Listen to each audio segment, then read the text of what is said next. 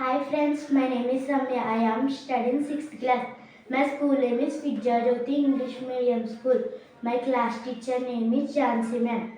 Today my project is science, a compass. This property of magnet to find the direction is useful for us. For centuries travels has been the property of magnet to find direction. Leather on a device developed based on this property of magnet.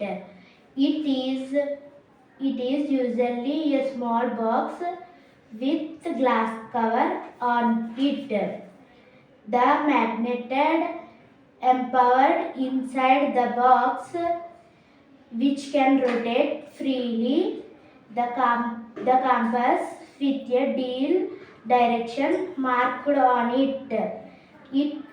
The compass